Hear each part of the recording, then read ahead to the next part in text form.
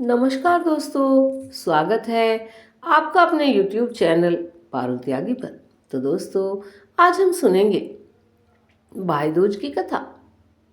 भाई दूज बहुत ही अच्छा व्रत है। जो इस कथा को पढ़ता है या सुनता है उसे कभी अकाल मृत्यु नहीं आती।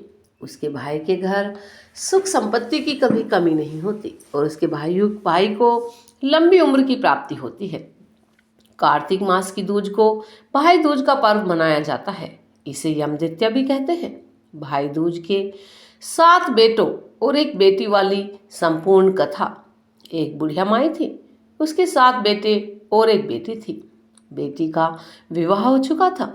बुढ़िया माई को एक दुख था कि उसके 7 बेटों में से 6 बेटे मर गए थे। जब भी उसके बेटे की शादी होती, फेरों के समय एक नाग आता और उसके बेटे को डस लेता और वहीं उसके बेटे की मृत्यु हो जाती। बहू विधवा। इस तरह उसके 6 बेटे मर गए और 7वें की शादी होनी बाकी थी। इसी तरह अपने बेटों के मर जाने के दुख से बूढ़ी माई रो रो कर अंधी हो गई थी।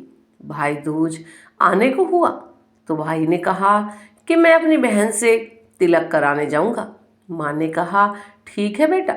उधर जब उसकी बहन को पता चला कि उसके भाई आ रहा है तो वह खुशी से पागल होकर पड़ोसन के पास गई और पूछने लगी कि जब बहुत प्यारा भाई घर आए तो क्या बनाना चाहिए।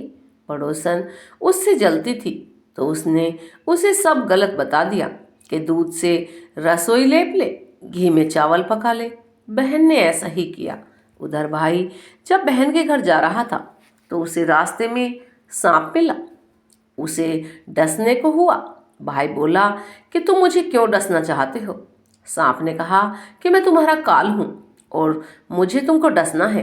भाई ने उससे हाथ जोड़कर निवेदन किया कि मेरी बहन मेरा इंतजार कर रही है। जब मैं तिलक करा के वापस लौटूंगा तब तुम मुझे डस लेना। इस पर सांप बोला कि भला आज तक कोई अपनी मौत के लिए लौट के आया है जो तुम आने के लिए कह रहे हो। तब उस भाई ने कहा कि अगर तुझे यकीन नहीं है तो तू मेरे झोले में बैठ जा। सांप ने ऐसा ही किया। बहन के घर जब भाई आया तो वह बहुत खुश हुई। भाई बोला कि बहन जल्दी से खाना दे दे, बहुत भूख लग रही है। अब बहन खाना कैसे दे, क्योंकि पड़ोसन के बताए अनुसार दूध से लीप कर रसोई सूखी नहीं और घी में चावल पके नहीं।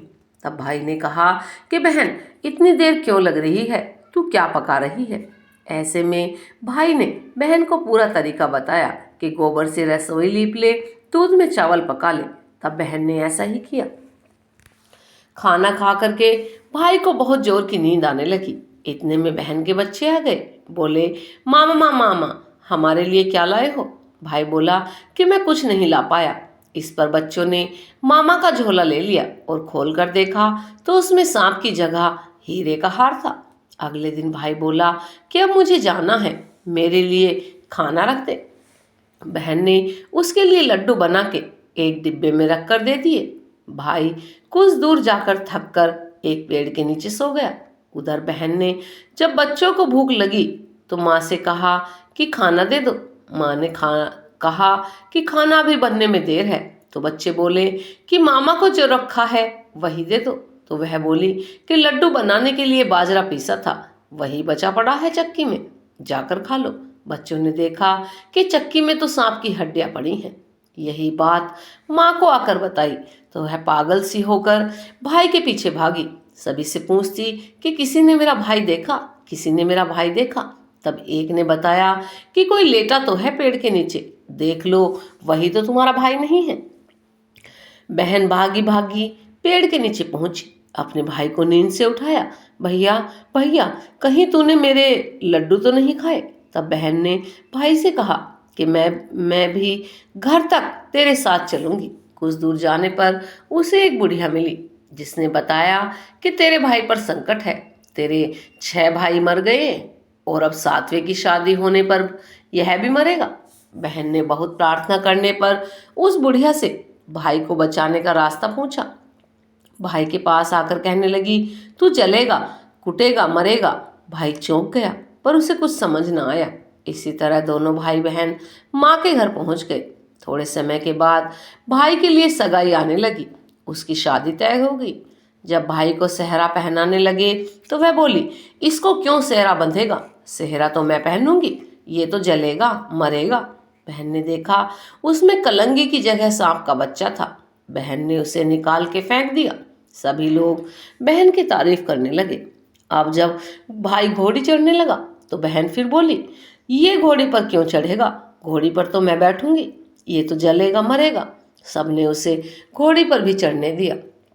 अब जब बारात चलने को हुई तब बहन बोली कि पहले इस दरवाजे से मैं निकलूंगी, ये तो पीछे के रास्ते से जाएगा। दरवाजे से तो मैं ही निकलूंगी।